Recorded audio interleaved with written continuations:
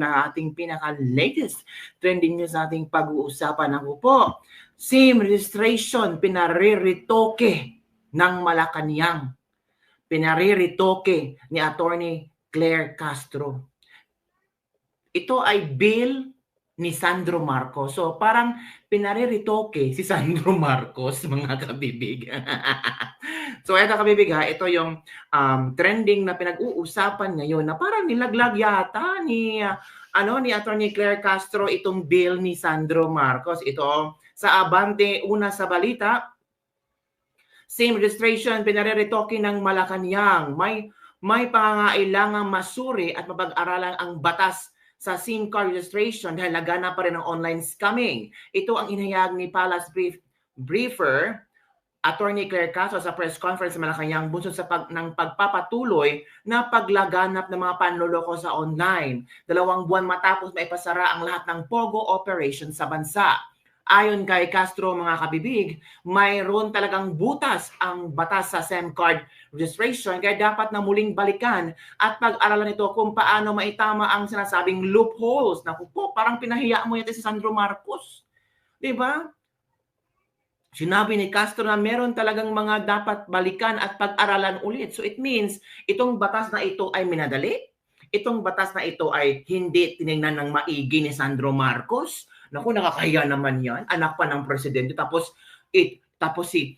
yung yung tagapagsalita pa ng Malacanang sinabihan na may loopholes ang batas ni Sandro. Sabi ni Castro, kahit noon pa ay sinasabi natin na meron talagang loopholes. Maski na yung batas sinabi dito ay maaring gawing online registration at ito ang naging sanhi ng problema kung bakit hindi naging maayos ang pagrehistro dahil kahit mga unggoy ay nakapagrehistro. Nako!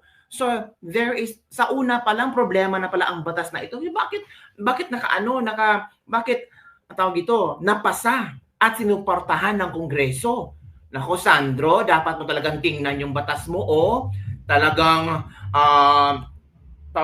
tiningnan at sinuri talaga ni Attorney Claire, Sandro. So ito ang video kung saan, paano ba naman to?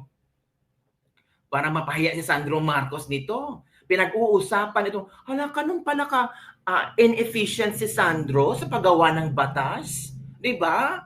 Grabe naman kung inefficient sinabi ni Caso Sibaste dahil naganap daw ang drug addict sa Davao, itong batas ni Sandro. Ano ba?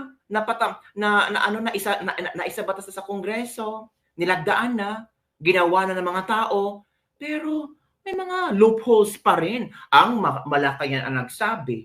Eto mga kabibigan, manood tayo mga kabibig sa isang video na talagang sinampal si Sandro Marcos nito. Nang sumagot sa inyong mga katanungan. Si Senator Risa kasi she was pointing on several loopholes dun sa EO 74 na kailangan daw po dapat ma-address. Ano ba tong EO? Hontiveros cites loopholes in Marcos anti-POGO order. Senator Risa Hontiveros cited several loopholes in the recently issued Executive Order number 74 of President Ferdinand Marcos Jr. for the total ban of all the offshore and internet gaming in the countries. Alam naman sa Risa, lahat na titingnan. So napansin ito ni Risa Hontiveros. Ano kaya ang sagot ni Attorney Claire Castro nito? Ang sagot ng Malacanang. Ito na. Anong particular yung EO 74? Wala. Hindi niya alam? Hindi niya alam ang EO number 74? Total ban of offshore and internet gaming in the country. Hala ka? Hala? Paano? Hala, nakakahiya naman. Naku po, kabibig. Iiwan ko. Naku. Ito na, let's continue. SIM card. Yung SIM card. Okay, SIM card. Yun nga po, kahit noon pa po, sinasabi natin ay mukhang meron po talagang loopholes. Ang nasabi, maski na po yung batas, sinabi nga po, ang pagre-register dito ay maaaring gawing online at ito ang naging sanhi ng problema. It is my privilege and honor to sponsor for the consideration of this August Chamber House Bill number 14 entitled an Act requiring the registration of subscriber identity module cards, otherwise known as the SIM Card Registration Act. Hala si Sandro. Nako. Sa Marcos Sign Law, mali din SIM card registration. Naku po, paano yan? Naku, ano? Cards, otherwise known as the SIM Card Registration Act.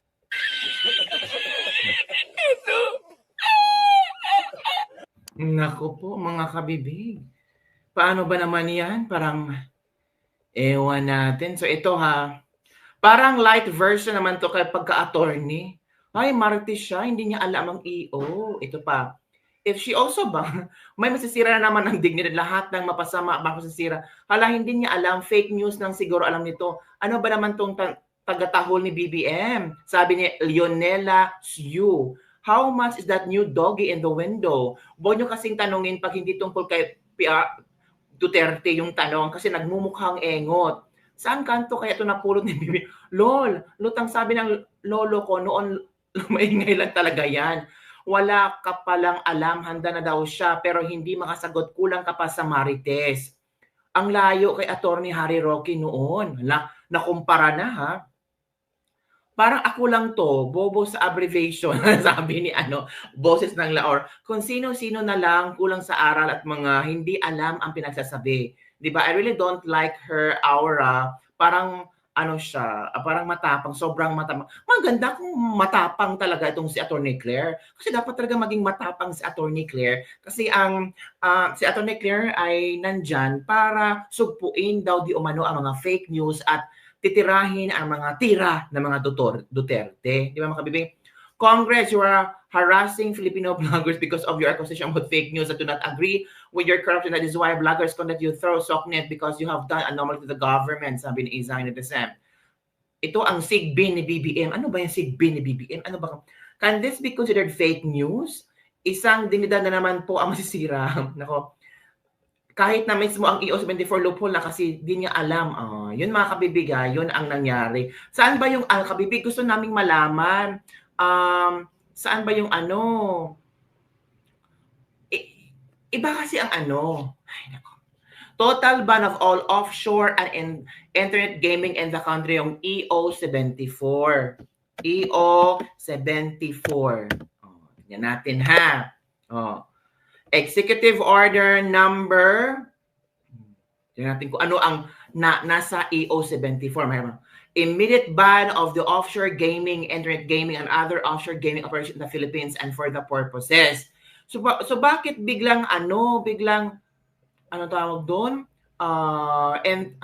Smart, ano ba yun? SIM card registration. Nagtaka lang ako. Tingnan na, i-share ko sa inyo ha. Bakit SIM card registration ang sinasabi niya? Iba naman yung kay Sandro Marcos. Ano ba ito, kabibig? Ito ito yung EO number 74. 'Di ba mga kabibig? Parang meron ba diyang SIM card registration?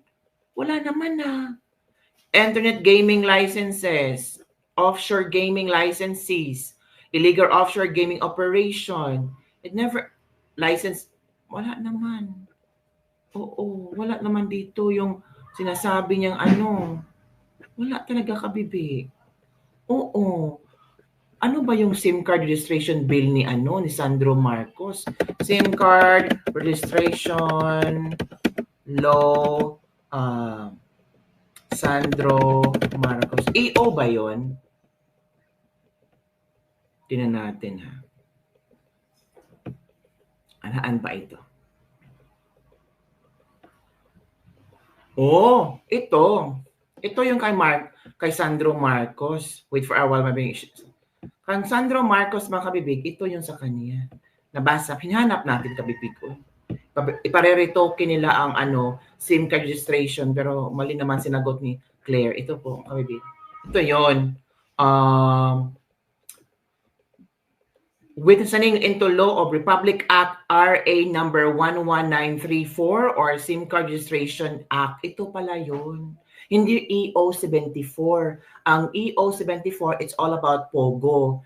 Ito naman yung kay Sandro is Republic Act RA number 11934 or the SIM Registration Act. So, magkaiba. Diba? Magkaiba yung EO74 at SIM Registration Act. So, bakit napunta sa SIM Registration Act yung tanong about EO74? Diba? Ang layo-layo naman. Diba? Okay, yan mga kabibig, oh. Yan ang sinabi, oh.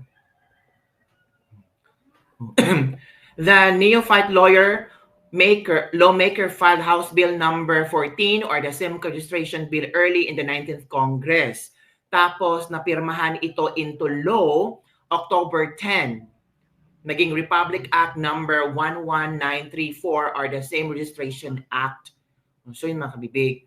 Pero yung EO, iba yun. Ito yung immediate ban of the Philippine offshore gaming, internet gaming, and other offshore gaming operations in the Philippines and for other purposes.